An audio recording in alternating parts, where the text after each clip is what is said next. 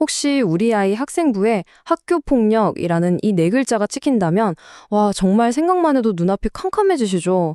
이게 대학 갈 때 어떻게 되는 건지, 이거 진짜 지울 수는 있는 건지 아마 많은 부모님들이 정말 잠 못 이루고 고민하실 거예요.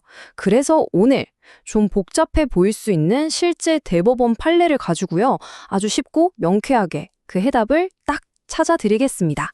자, 그럼 이야기를 시작해 볼까요?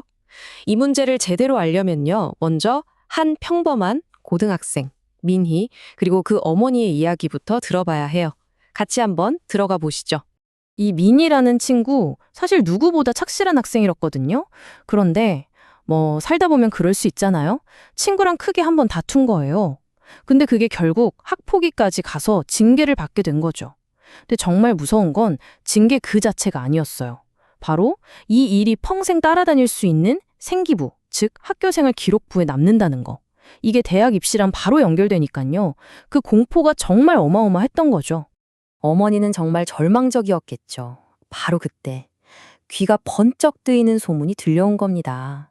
마치 사막에서 오아시스를 만난 것처럼요. 글쎄 어떤 지역 교육감님들은 학생들 장래를 생각해서 학폭 기록을 바로 올리지 않고 좀 보류해준다는 거예요. 와, 이 얘기를 들은 어머니 심정이 어땠을까요? 그래, 희망이 있어. 우리 지역 교육감님이라면 우리 민희를 도와주실 거야. 하고 마지막 지푸라기라도 잡는 심정으로 희망을 품게 된 거죠. 자, 여러분은 어떻게 생각하세요? 이 간절한 희망, 과연 현실이 될 수 있었을까요? 교육감 한 사람의 결정으로 이 학생부 기록을 정말 막을 수 있는 걸까요? 지금부터 그 진실이 뭔지 한번 제대로 파헤쳐 보겠습니다. 좋습니다. 그럼 이제 민희의 이야기에서 한 발짝 물러나서 좀 더 큰 그림을 볼게요. 이건 단순히 한 학생의 문제가 아니었거든요. 바로 우리 교육 시스템의 두 거대한 힘이 정면으로 부딪히는 그런 사건이었습니다. 네, 이 표를 보시면 갈등의 핵심이 한눈에 보이죠.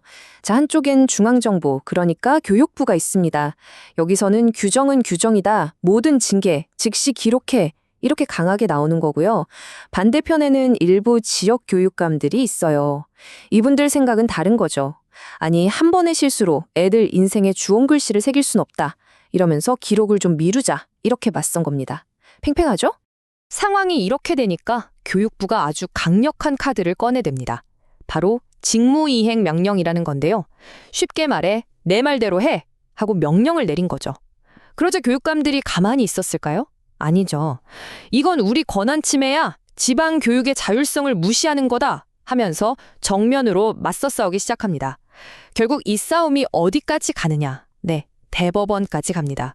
여기 보시는 것처럼 실제 사건 번호까지 붙은 진짜 법정 다툼이 된 거예요. 자, 그럼 대법원은 뭘 판단해야 했을까요? 핵심 질문은 딱 하나였습니다. 이 학생부 기록 관리라는 게 과연 교육감이 알아서 할 수 있는 지역의 일이냐, 아니면 전국의 모든 학생에게 똑같이 적용되어야 하는 나라의 일이냐, 바로 이 성격을 명확히 하는 문제였던 거죠. 이렇게 길고 팽팽했던 싸움, 대법원은 과연 누구의 손을 들어줬을까요?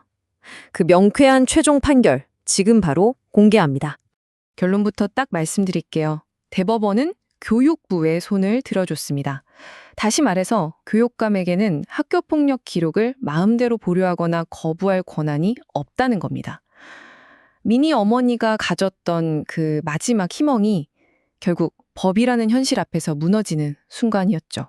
왜 그랬을까요? 대법원의 논리는 아주 간단하고 명확했어요. 자, 첫째, 이 학생부 관리는 교육감이 알아서 하는 지역 일이 아니다. 이건 나라의 일인데 교육감한테 잠시 대신해달라고 맡긴 거다. 이걸 어려운 말로 기관임 국가사무라고 하는 거고요. 둘째, 만약에 지역마다 기록 기준이 제 멋대로라면 대학 입시가 공정할 수 있겠어요? 당연히 안 되겠죠. 그래서 전국이 똑같은 기준을 가져야 한다는 겁니다. 통일성이 핵심이라는 거죠.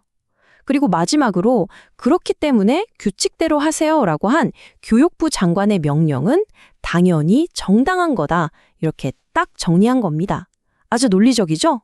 잠깐만요. 방금 기관임 국가사무라는 좀 어려운 말이 나왔잖아요. 머리 아파 하실 필요 전혀 없습니다. 제가 이 복잡한 개념을 세상에서 제일 맛있는 걸로 비유해 드릴게요. 바로 햄버거입니다. 햄버거로 법률 상식을 한번 배워보자고요.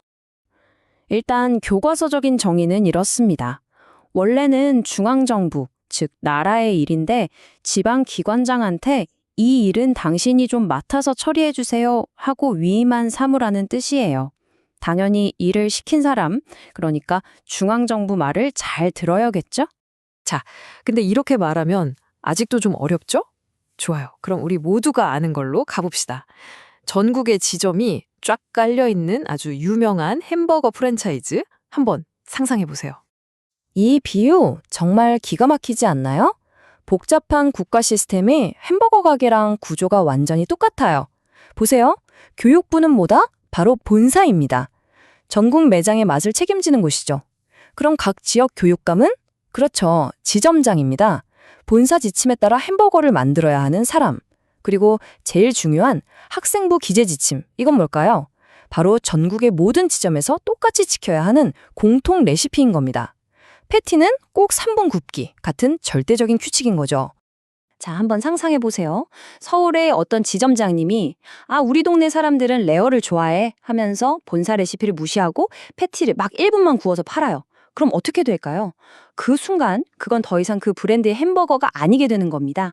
전국 어디서나 똑같은 맛을 기대했던 손님들의 신뢰는 그냥 와르르 무너지는 거죠. 법원이 본 게 바로 이겁니다. 학생부 관리도 똑같다는 거예요. 지역마다 기준이 다르면 대입제도 전체의 공정성과 신뢰라는 브랜드 가치가 완전히 흔들려 버린다고 본 거죠. 이해가 쏙쏙 되시죠? 자, 좋습니다. 여기까지 들으셨으면 이제 확실히 아셨을 거예요.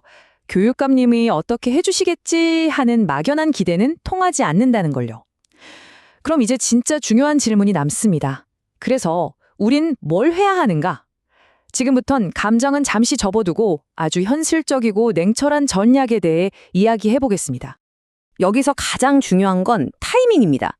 진짜 싸움은 모든 게 결정된 후가 아니에요. 바로 맨 처음 학폭위가 열리는 그 단계에서 시작해야 합니다. 여기서 어떻게든 조치 없음이나 가벼운 조치를 받아내는 게 베스트 시나리오예요. 그런데 만약 결과가 너무 과하다, 억울하다 싶으면 어떻게 해야 할까요? 망설이면 안 됩니다. 즉시 행정심판을 청구해야 해요. 그리고 여기서 진짜 중요한 거, 바로 집행정지 신청을 같이 해야 합니다.